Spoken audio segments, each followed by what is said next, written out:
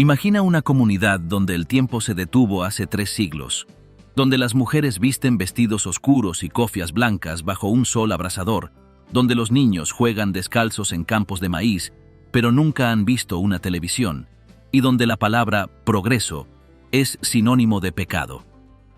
Este no es un museo al aire libre, es el mundo menonita. Un grupo que huyó de la persecución en Europa para construir sus propios paraísos de fe y tradición en América.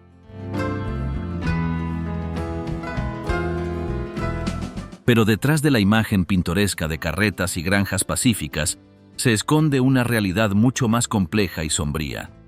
Desde el control mental absoluto hasta la explotación laboral encubierta y los secretos familiares que se entierran más hondo que las raíces del trigo, estamos a punto de adentrarnos en el lado más oscuro de una de las comunidades más herméticas del planeta.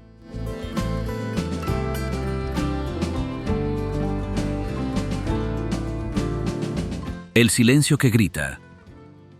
Bienvenidos a un mundo paralelo. Conducir por los caminos rurales de estados como Pensilvania, Ohio o incluso el norte de México es como cruzar un portal invisible. De repente, el paisaje cambia. Las torres de telefonía celular desaparecen. Los cables eléctricos se esfuman.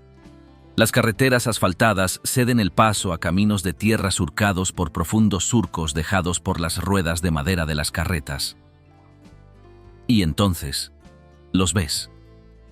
Los hombres, con overoles oscuros y sombreros de paja de ala ancha, guiando arados tirados por mulas. Las mujeres, con vestidos largos y modestos de colores sólidos, azul marino, negro, verde oscuro y un delantal, caminando con la espalda recta y la mirada baja. Es una escena que parece sacada de un cuadro del siglo XIX. Pero esto no es una recreación histórica. Es la vida diaria para cientos de miles de menonitas, amish y otras derivaciones de anabautistas en el continente americano. La primera impresión para el forastero es de profunda paz y orden. Las granjas están impecablemente cuidadas, los jardines son geométricamente perfectos, y reina un silencio casi sobrenatural, roto solo por el balido de las vacas, el relincho de los caballos o el chirrido de una bomba de agua manual. Parece el Edén. Parece la utopía agraria que el mundo moderno perdió hace mucho tiempo. Los turistas pasan en sus autos, toman fotografías desde la distancia y se van con una sensación de nostalgia y envidia. ¡Qué vida tan simple y tranquila!, piensan. Pero esa simplicidad es una ilusión. Es el resultado de un control social tan férreo y meticuloso que hace que las sociedades más restrictivas del mundo moderno parezcan libertinas en comparación. La aparente tranquilidad es, en realidad, el producto de un silencio impuesto. Un silencio que grita. Es el silencio de las mujeres que no pueden expresar una opinión en público. Es el silencio de los niños a los que se les enseña a obedecer, nunca a cuestionar. Es el silencio de los hombres que cargan con la presión de proveer para una familia numerosa en una economía que los margina. Es el silencio de las víctimas de abusos que temen ser castigadas por hablar. Este silencio no es paz. Es la base sobre la que se sustenta todo el sistema menonita tradicional. La piedra angular de este mundo es el Ordnung, una palabra alemana que significa orden o disciplina. Pero no es un conjunto de sugerencias. Es un código no escrito que dicta cada aspecto de la vida, desde el color de los calcetines que se deben usar hasta la forma correcta de cortar el bigote, el tipo de corrales permitidos para los animales o la prohibición absoluta de seguros de vida, porque demuestran falta de fe en la providencia de Dios. El Ordnung varía de una comunidad a otra. Algunas son más estrictas, otras ligeramente más permisivas, pero su propósito es siempre el mismo: eliminar la individualidad y garantizar la uniformidad. La vanidad, el orgullo y la autodeterminación son los peores pecados imaginables, porque ponen al individuo por encima de la comunidad. Y es esta comunidad, la Gemeinschaft, la que lo es todo. La identidad personal se disuelve por completo en la identidad grupal, No se es Juan o María. Se es un miembro de la iglesia menonita. La expulsión de la comunidad, el meidung o evitación, es el castigo supremo, un destino considerado peor que la muerte. Implica un ostracismo total. La familia y los amigos deben cortar todo contacto con el excomulgado. Ni siquiera se puede comer en la misma mesa. Para alguien que ha nacido y crecido en este sistema, donde el mundo exterior es presentado como un lugar de pecado, caos y perdición, el meidung es una condena a un exilio existencial. Es una herramienta de control tan poderosa que garantiza el cumplimiento, no por convicción, sino por miedo atroz. Pero, ¿quiénes son realmente los menonitas? Su historia comienza en la Europa del siglo XVI, durante la Reforma Radical. Liderados por figuras como Menno Simons, de quien toman su nombre, fueron perseguidos ferozmente por católicos y protestantes por sus creencias radicales. El bautismo solo de adultos conscientes de su fe, el pacifismo absoluto, la separación total entre iglesia y Estado y la negativa a prestar juramento. Esta persecución los convirtió en un pueblo nómada, siempre huyendo.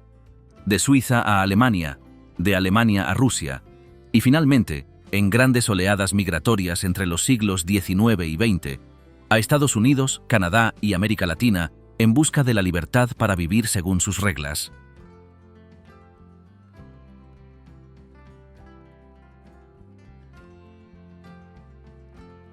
Huir para encerrarse. La historia de una diáspora forzada por la fe. La historia menonita no es una historia de estancamiento, sino de huida constante. Es la paradoja definitiva. Un pueblo que recorrió continentes enteros en busca de libertad, solo para erigir, una y otra vez, muros invisibles más altos y gruesos que cualquier frontera. Su viaje no fue hacia algo, sino lejos de algo. Lejos de la espada, lejos de la horca, lejos de cualquier autoridad que les dijera cómo pensar o en qué creer. Pero en cada nuevo refugio, el patrón se repetía. La libertad ganada se canjeaba rápidamente por un control interno feroz. La persecución externa forjó un instinto de rebaño tan poderoso que la simple idea de pensamiento individual se convirtió en la traición suprema. Para entender la mentalidad de fortaleza asediada que define a las comunidades más conservadoras hoy, hay que seguir el rastro de sangre y miedo que dejaron atrás. Todo comenzó en las agitadas aguas de la Reforma Protestante del siglo XVI, en Zúrich, Suiza. Mientras Lutero y Calvino reformaban la Iglesia desde dentro, un grupo más radical decidió que el verdadero cristianismo debía empezar desde cero. Eran los anabautistas, o rebautizadores. Su pecado capital fue declarar que el bautismo infantil no tenía valor. Sostenían que la fe era una elección consciente de adultos, un pacto personal con Dios. Para las autoridades de la época, católicas y protestantes por igual, esta idea era dinamita pura. Socavaba la base misma de la sociedad. Si el Estado no podía contar con ciudadanos bautizados al nacer, su autoridad se desvanecía. Los anabautistas se convirtieron en los herejes más perseguidos de Europa. Las crónicas de la época detallan una carnicería metódica. Los anabautistas eran cazados como animales. Los ahogaban en ríos y lagos, en una siniestra burla de su creencia en el bautismo. Los quemaban en la hoguera. Los enterraban vivos. Los torturaban con ruedas de despedazamiento. Sus mujeres eran arrojadas al Rin dentro de sacos cocidos. La persecución fue tan brutal que tuvo un nombre: Die Täuferjägerei, la casa de anabautistas. Fue en este infierno donde emergió la figura de Menno Simons, un sacerdote católico holandés que, tras una crisis de fe, se unió a los anabautistas. Simons no fue un teólogo revolucionario, fue un organizador. Dio estructura a un movimiento acéfalo y desesperado, predicando la no violencia y la separación del mundo. Sus seguidores, para entonces dispersos por Alemania, Holanda y Suiza, empezaron a ser conocidos como menonitas. La huida se convirtió en su único modo de vida. Primero, hacia Prusia y luego, invitados por la zarina Catalina la Grande, hacia las vastas estepas de Ucrania y Rusia. Ella les ofreció lo que anhelaban: exención del servicio militar, libertad de culto y tierra fértil. A cambio, debían colonizar territorios salvajes y demostrar sus habilidades agrícolas. Fue un trato que aceptaron de inmediato. Allí, en el aislamiento de la llanura rusa, florecieron. Desarrollaron una reputación de granjeros excepcionales y una vida comunitaria próspera. Pero incluso en esta relativa paz, las semillas del control interno ya estaban plantadas. Para mantener los privilegios concedidos por la corona, debían garantizar una uniformidad absoluta. Cualquier desviación podía poner en riesgo el estatus de toda la comunidad. La autocensura y la vigilancia mutua se volvieron herramientas de supervivencia. Este frágil paraíso se desmoronó a finales del siglo XIX. El nacionalismo ruso creciente revocó sus privilegios.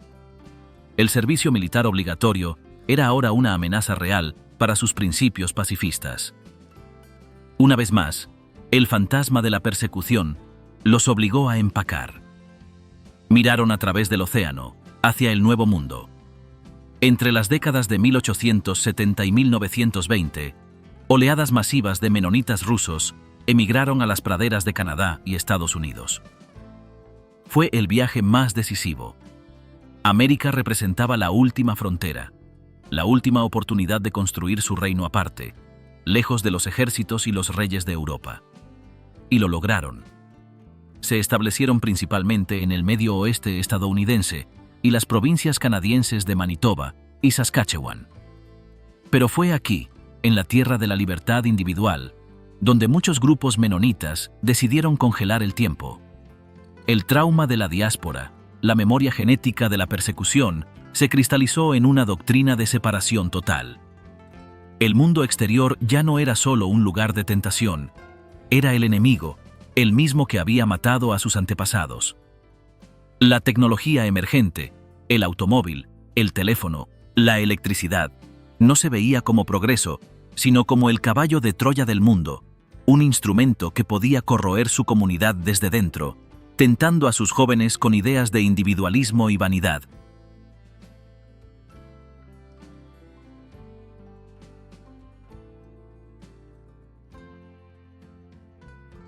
La jaula de las reglas, el Ordnung y el control total de la vida.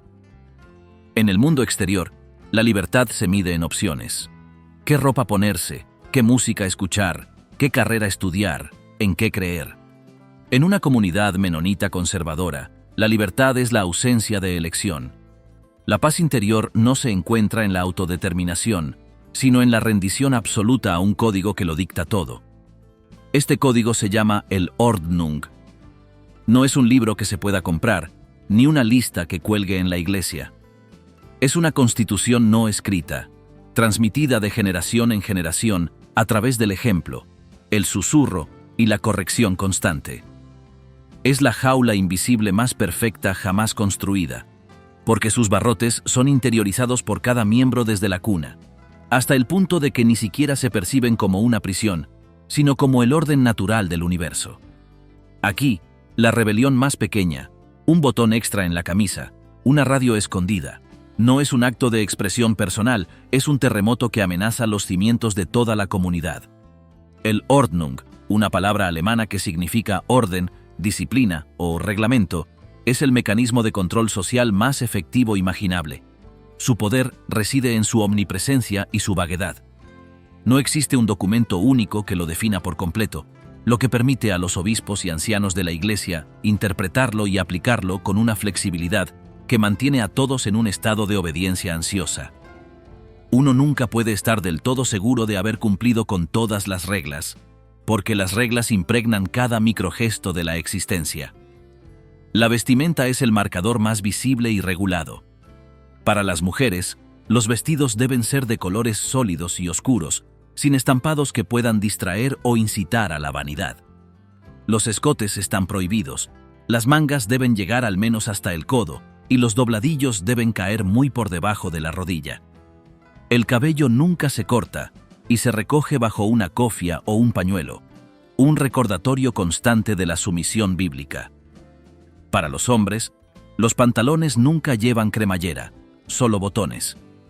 Los tirantes son obligatorios, las camisas sin cuello y los sombreros de ala ancha protegen del sol y de las miradas curiosas. Cada detalle, desde el tipo de tela hasta la ausencia de bolsillos traseros en los pantalones de los hombres, para evitar una silueta vanidosa, está prescrito. Esta uniformidad no es solo práctica, es teológica. Borra la individualidad y refuerza la identidad colectiva. Te recuerda, cada mañana al vestirte, que no eres un yo, sino un nosotros. Pero el Ordnung va mucho más allá de la apariencia. Dicta la tecnología permitida. La electricidad de la red pública está casi universalmente prohibida entre los grupos más estrictos, como los Amish, porque crea una conexión literal y figurativa con el mundo exterior, un mundo de vanidad y pecado.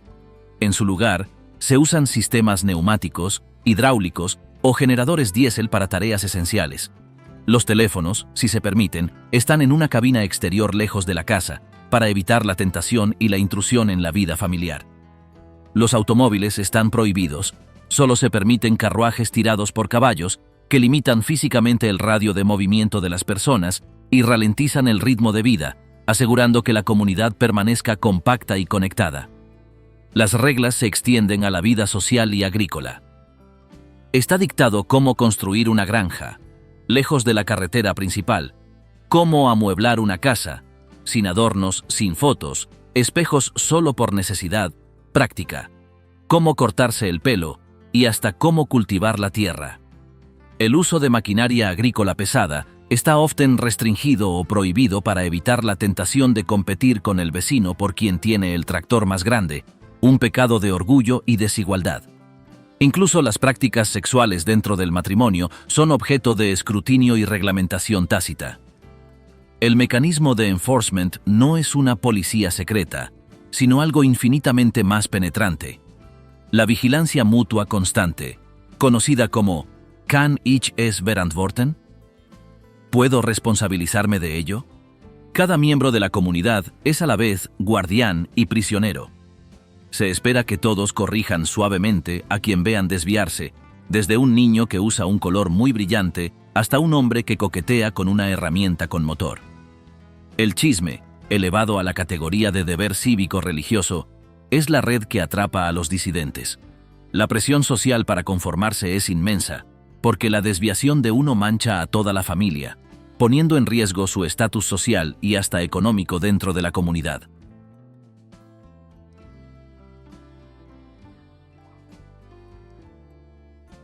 La mujer que no existe, sumisión, silencio y el precio de la pureza.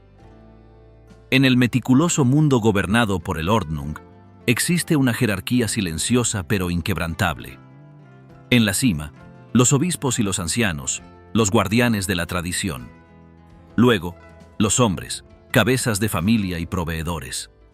Y en la base, sosteniendo todo el edificio con sus espaldas dobladas y sus voces acalladas, están las mujeres.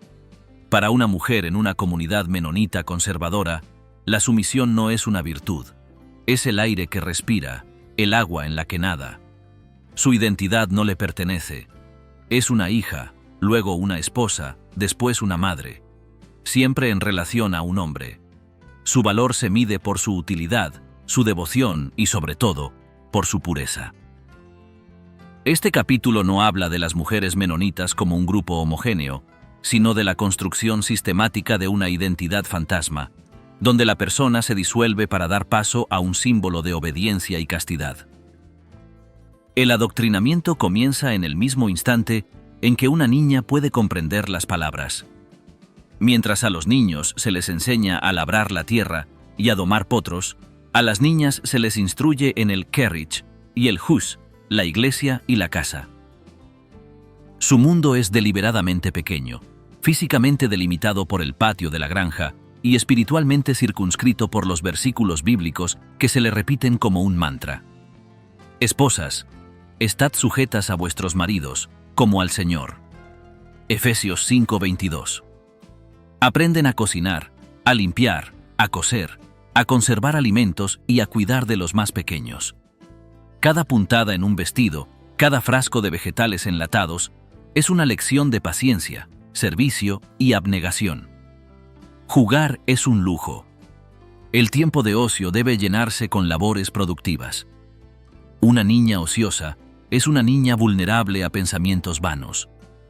La adolescencia no es un periodo de exploración, sino de vigilancia redoblada. El cuerpo que cambia se convierte en un campo de batalla espiritual. Los vestidos se alargan, las mangas se hacen más largas, las cofias se ajustan con mayor meticulosidad. El cuerpo femenino es visto, ante todo, como una piedra de tropiezo para los hombres, una fuente potencial de pecado que debe ser ocultada, controlada y negada. La menstruación es un tema tabú, un recordatorio mensual de una sexualidad que solo se permite con un propósito: la procreación dentro del matrimonio. Cualquier muestra de curiosidad sobre su propio cuerpo o sobre el sexo opuesto es reprimida con dureza. La romanticidad, el flirteo, el simple hecho de sostener la mirada de un joven, están estrictamente prohibidos. El noviazgo, o courtship, es un proceso supervisado y frío, que often comienza con la aprobación paterna y se desarrolla en la sala de estar bajo la atenta mirada de la familia. El matrimonio no es la culminación de un romance, sino el siguiente paso obligatorio en el ciclo de vida. Es un contrato económico y social entre familias. Para la mujer, significa pasar de la autoridad del padre a la del esposo. Su votación en la iglesia, si es que se le permite tener una, es often dirigida por su marido. No puede ser ministra ni ocupar posiciones de liderazgo espiritual. Su voz en los asuntos de la comunidad es un susurro que solo se escucha en la cocina, entre otras mujeres, y nunca debe contradecir la opinión pública de su esposo. La vida de una mujer casada es un ciclo interminable de embarazo, parto, lactancia y crianza. Las familias numerosas son la norma, una señal de la bendición de Dios y de la virilidad del hombre. El acceso a anticonceptivos es considerado un pecado contra la voluntad divina. Esto condena a las mujeres a una sucesión de embarazos que agotan sus cuerpos y limitan cualquier posibilidad de autonomía personal. El parto se vive en casa, asistido por parteras de la comunidad, alejadas de la medicina moderna y sus intervenciones. La tasa de mortalidad materna e infantil, aunque difícil de cuantificar por el hermetismo de estas comunidades, es significativamente más alta que en la población general. Dentro de este sistema, la sexualidad femenina no existe por derecho propio. Es un instrumento para el placer del esposo y para la procreación. El concepto de consentimiento marital es ajeno. La sumisión sexual es una extensión de la sumisión espiritual y social. Esto crea un caldo de cultivo para abusos maritales que nunca se denuncian, porque la mujer ha sido educada para creer que es su deber divino satisfacer a su esposo y que cualquier queja es un signo de rebelión y pecado. El precio de esta pureza exigida es una carga psicológica brutal. La depresión, la ansiedad y el trastorno de estrés postraumático son endémicos, pero casi nunca se tratan. Buscar ayuda psicológica externa sería admitir una debilidad de fe y una falla en la comunidad. El dolor se internaliza, se somatiza, se convierte en dolores de espalda crónicos, en migrañas debilitantes, en un silencio cargado de angustia que se esconde detrás de una sonrisa serena.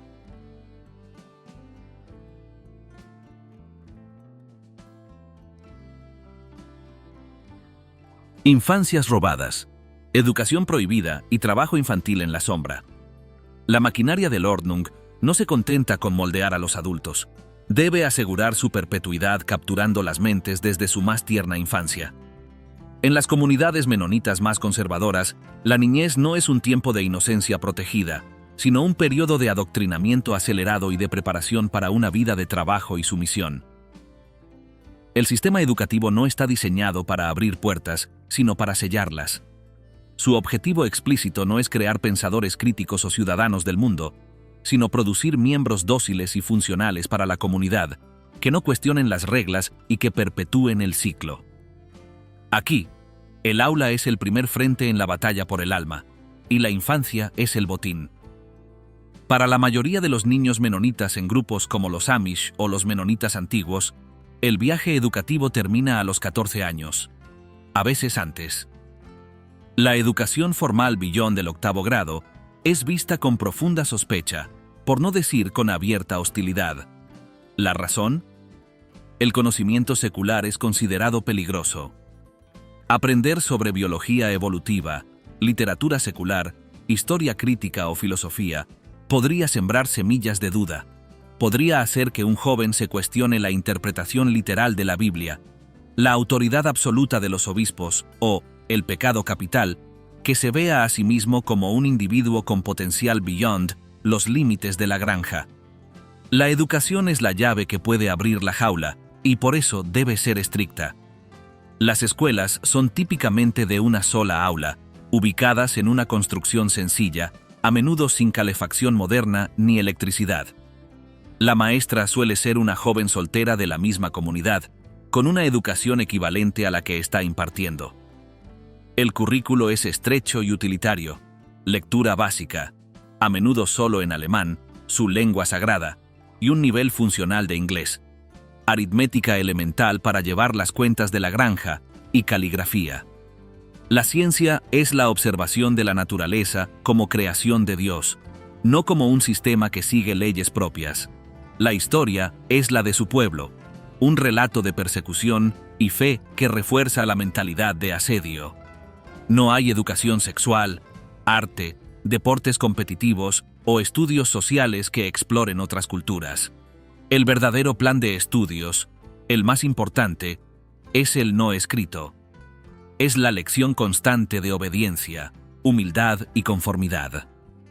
Los niños aprenden a levantar la mano para hablar, a no contradecir a la autoridad, a aceptar la corrección pública sin quejarse. Aprenden su lugar en la jerarquía. Aprenden que la curiosidad es Hochmut, orgullo, y que el orgullo es el peor de los pecados. La escuela no es un lugar para hacer preguntas, sino para aprender respuestas preaprobadas. Pero el aula es solo la mitad de la ecuación. La otra mitad, y a menudo la más demandante, ocurre fuera de ella. El trabajo infantil no es una práctica ocasional, es la columna vertebral de la economía familiar menonita y una parte fundamental de la socialización. A muy temprana edad, a los niños se les asignan tareas. Para las niñas, es ayudar en la casa, cuidar de hermanos menores, limpiar, cocinar, lavar ropa a mano, alimentar a los animales de corral. Para los niños, el trabajo está en los campos, el granero o el taller. A los 8 o 9 años, un niño puede estar guiando un equipo de caballos para arar un campo. A los 10, puede estar operando maquinaria agrícola pesada y peligrosa sin la supervisión adecuada. Este no es el quehacer que se le pide a un niño en el mundo exterior para enseñarle responsabilidad. Es una jornada laboral real que interfiere con el tiempo de estudio, el juego y el descanso. La línea entre la formación útil y la explotación laboral es extraordinariamente delgada y a menudo se cruza. Los niños son una fuente de mano de obra barata y dócil, crucial para la rentabilidad de las granjas y negocios familiares. Los riesgos son enormes. La tasa de accidentes que involucran a niños en comunidades agrarias menonitas es desproporcionadamente alta. Accidentes con maquinaria, ataques de animales, caídas de alturas y exposición a productos químicos son comunes.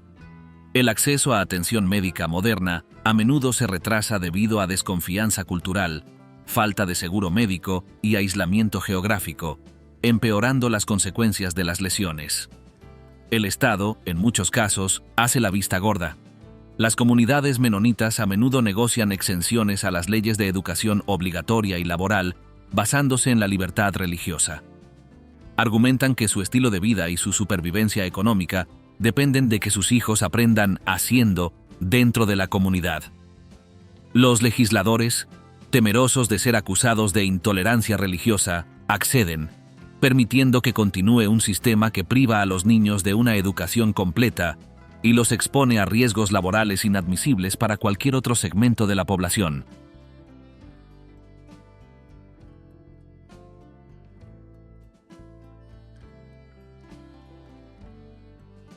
El negocio de la santidad, explotación, impuestos y capitalismo menonita.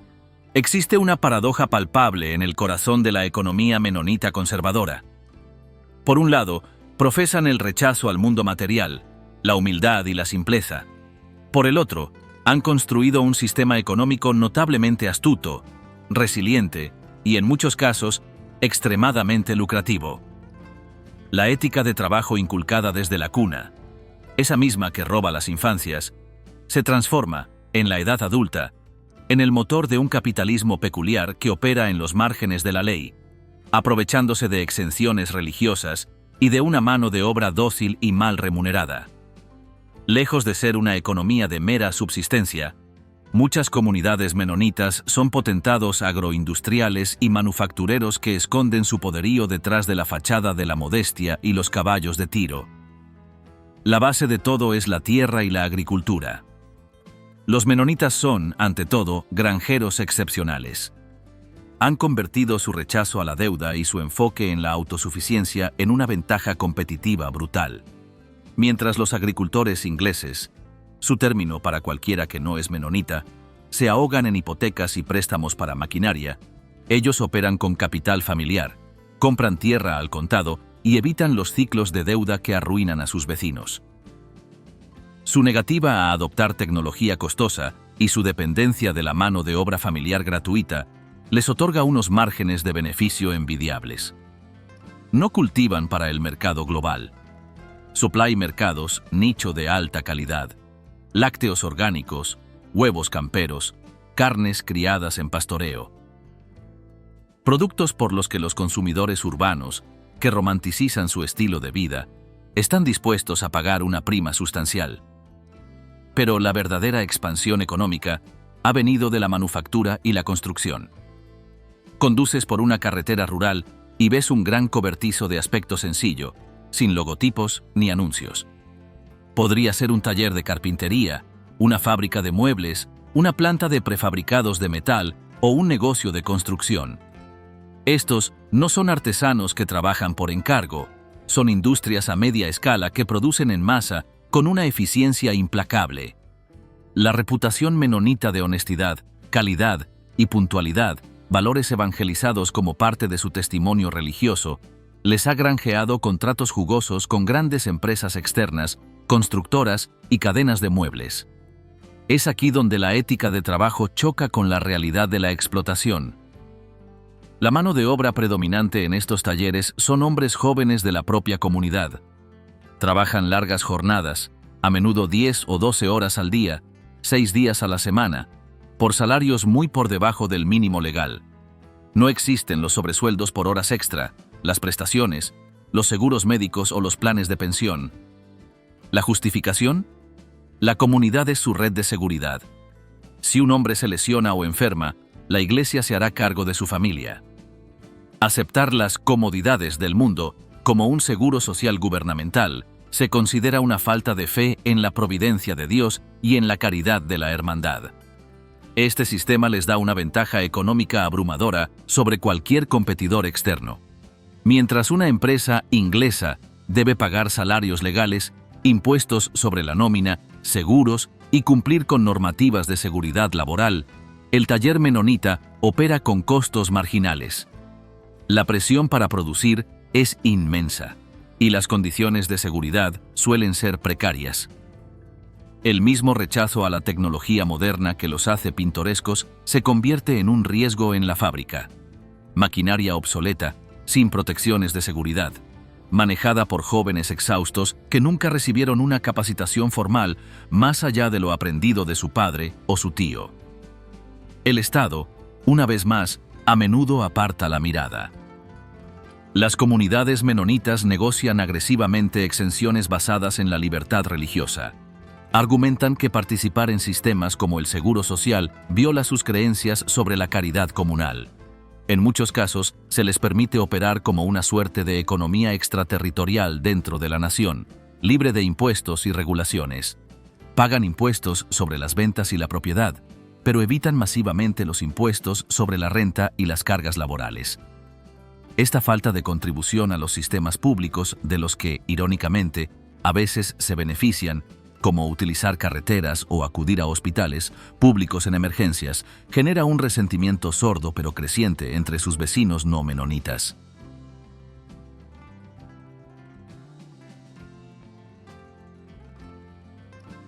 El capital fluye, pero se queda dentro de la comunidad.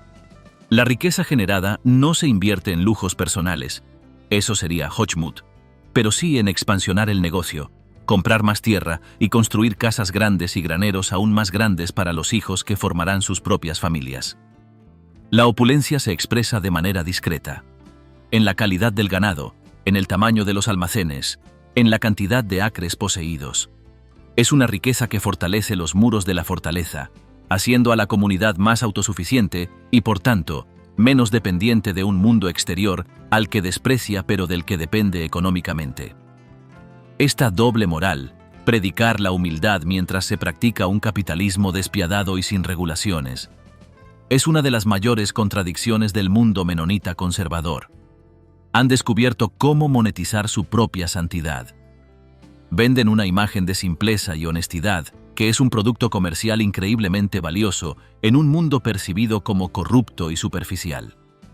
El consumidor externo compra un mueble o una casa prefabricada no solo por su calidad, sino por la ilusión de estar apoyando un modo de vida más puro.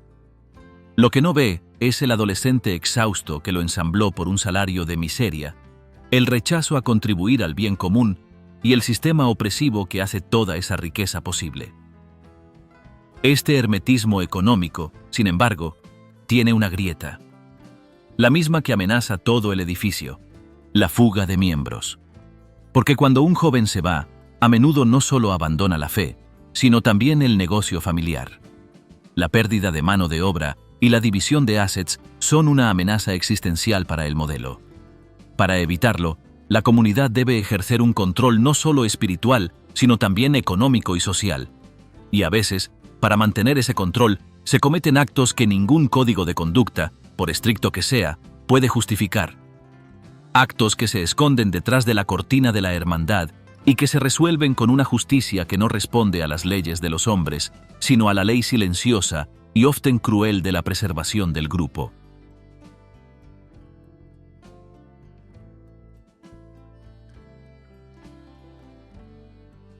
La hermandad manchada, abusos, encubrimientos y justicia paralela. Detrás de la fachada de paz y orden, en las cocinas silenciosas y en los graneros oscuros, se esconde la herida más profunda y supurante del mundo menonita conservador. Es un secreto a voces, un dolor que se transmite de generación en generación en susurros ahogados y miradas de complicidad. Es el abuso, sexual, físico, psicológico, un mal que prospera en la oscuridad de la hermandad, protegido por un muro de silencio más impenetrable que cualquier falta de tecnología. Aquí, la justicia no sigue los caminos del mundo exterior. Sigue las reglas retorcidas de la preservación de la comunidad, donde la reputación del grupo siempre, siempre, importa más que el sufrimiento de la víctima. Donde el perdón es una obligación impuesta y la reconciliación un mandato que revictimiza al más vulnerable. El sistema está diseñado para proteger a los abusadores. La doctrina de la sumisión incondicional a la autoridad, del niño al padre, de la mujer al marido, del feligrés al obispo, crea un desequilibrio de poder absoluto que los depredadores explotan con impunidad. Un niño educado para nunca cuestionar a un adulto es una presa fácil. Una mujer enseñada a que su cuerpo no le pertenece y que debe someterse a su esposo no tiene marco conceptual para negar un avance no deseado o denunciar una violación marital. El aislamiento asegura que no tengan puntos de referencia externos. Creen que este es el orden natural de las cosas o que el abuso que sufren es un castigo merecido por su propia pecaminosidad. Cuando el abuso sale a la luz, rara vez es true de la víctima.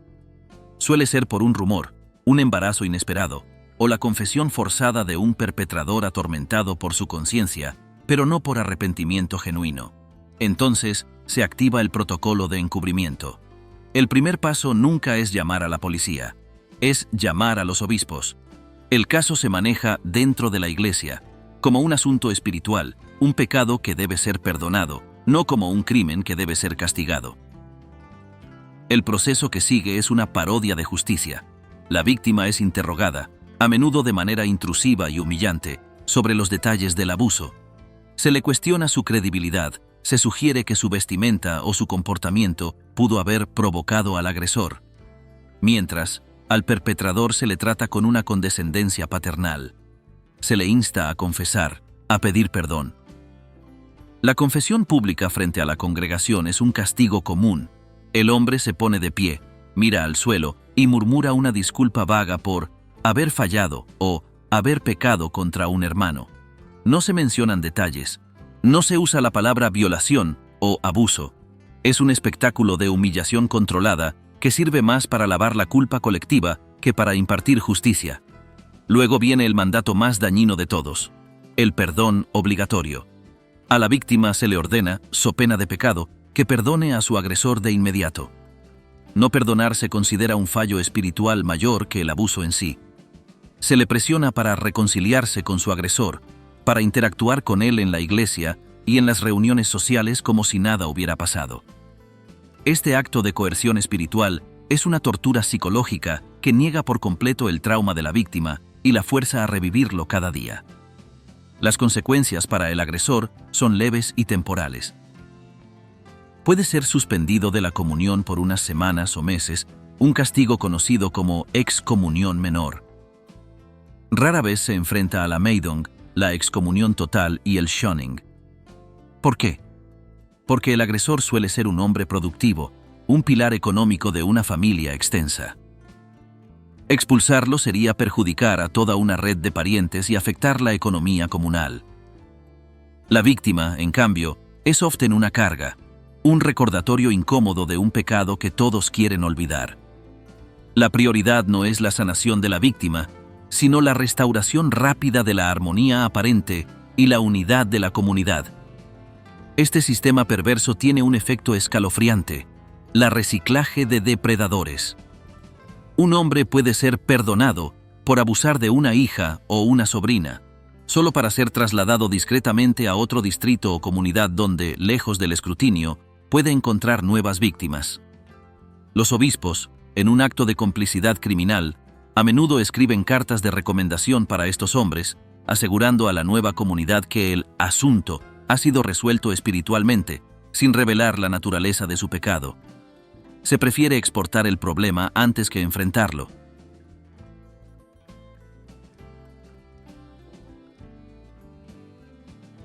Para las víctimas, las secuelas son devastadoras. Cargan con la culpa, la vergüenza y el trauma sin acceso a terapia profesional, que es vista con desconfianza.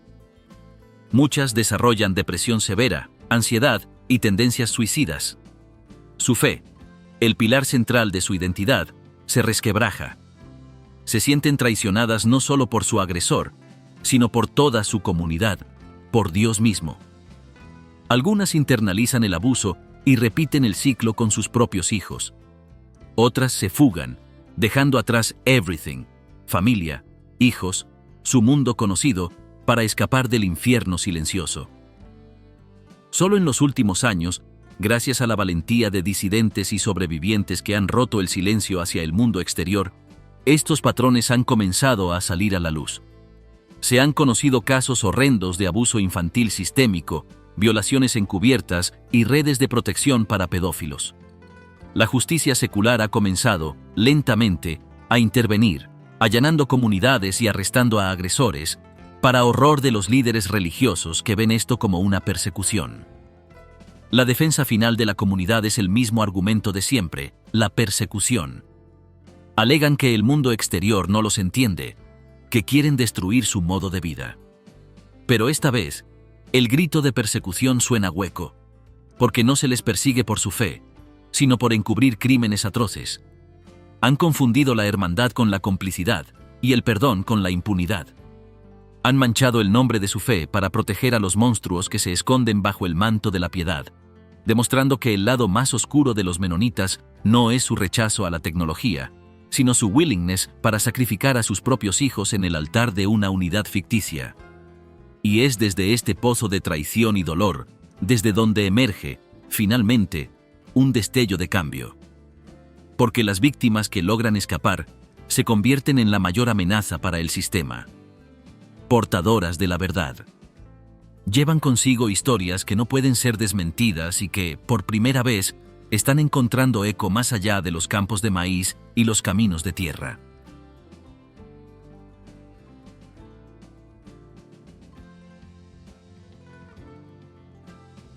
El muro se resquebraja. Disidentes, tecnología y el fin del aislamiento. Durante siglos, la fortaleza menonita se mantuvo impenetrable. Sus muros, construidos con ladrillos de tradición, argamasa de miedo y vigilados por la sombra constante del Meidung, parecían inexpugnables. Pero en el siglo XXI, un invasor silencioso ha comenzado a filtrarse, deslizándose por grietas que antes no existían. No es un ejército, ni un decreto gubernamental. Es una señal. Una señal de Wi-Fi, una barra de conexión en un teléfono inteligente contrabandeado, un susurro digital que lleva consigo el virus más peligroso de todos: la información. El mundo exterior ya no es una abstracción lejana y amenazante. Es un contenido descargable, un video de YouTube, un perfil de Instagram, y está desgarrando el velo de ignorancia que durante generaciones mantuvo unido al sistema. El fin del aislamiento podría ser el principio del fin del mundo tal y como lo conocen. Los disidentes ya no necesitan huir físicamente para encontrar una comunidad. Ahora, la comunidad los encuentra a ellos, en foros anónimos online, en grupos secretos de Facebook, sobrevivientes y miembros cuestionadores de comunidades menonitas, Amish y otras anabautistas estrictas se encuentran, a menudo por primera vez en sus vidas, con otros que comparten sus dudas y su dolor. Descubren, con un alivio que roza el éxtasis, que no están locos, que el malestar que sienten no es un fracaso espiritual personal, sino una reacción humana natural a la opresión. Intercambian historias, se advierten sobre líderes abusivos en diferentes distritos, comparten recursos sobre cómo acceder a educación en línea o buscar ayuda legal. Esta red clandestina de apoyo es el desarrollo más subversivo en la historia reciente de estas comunidades. La tecnología es el gran ecualizador. Un joven que creció creyendo que el mundo exterior era un yermo de pecado puede, a escondidas, ver documentales, tutoriales educativos, noticias e incluso simplemente videos de gente común viviendo vidas normales. Ve que la gente inglesa no son demonios decadentes, sino personas que se ríen, aman, sufren y triunfan, libres de la opresión del Ordnung. Esta exposición, fragmentaria y clandestina, es suficiente para sembrar una duda irreversible.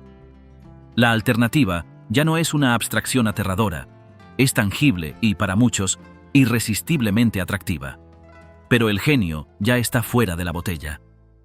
El muro de contención que durante siglos mantuvo el mundo a raya se está resquebrajando. La verdad ya no puede ser contenida dentro de los límites de la comunidad. La justicia secular, alertada por los testimonios online de los sobrevivientes, está empezando a traspasar esos límites con una frecuencia creciente, llevando ante la justicia a abusadores que antes operaban con impunidad. El futuro de las comunidades menonitas más conservadoras pende de un hilo. Pueden aferrarse a la rigidez y arriesgarse a una lenta extinción por fuga de sus mejores y más brillantes jóvenes. O pueden emprender el doloroso, traumático y quizás imposible camino de la reforma, encontrar una manera de mantener su fe y su comunidad sin recurrir al control opresivo, la ignorancia forzada y el encubrimiento del abuso. La historia de los menonitas comenzó con una huida hacia la libertad. Su desafío ahora es aprender a vivir en ella. El lado más oscuro no era solo sus tradiciones extrañas o su rechazo a la modernidad. Era el precio humano que exigía su sistema para perpetuarse. Ese precio ya no es un secreto. Resuena en las historias de los que se fueron, en las denuncias judiciales, en las señales digitales que cruzan los campos de maíz y penetran en las casas más oscuras, iluminando, por primera vez, la posibilidad de elección. El silencio se ha roto, y el eco de su fin cambiará para siempre el paisaje de estas comunidades, para bien o para mal.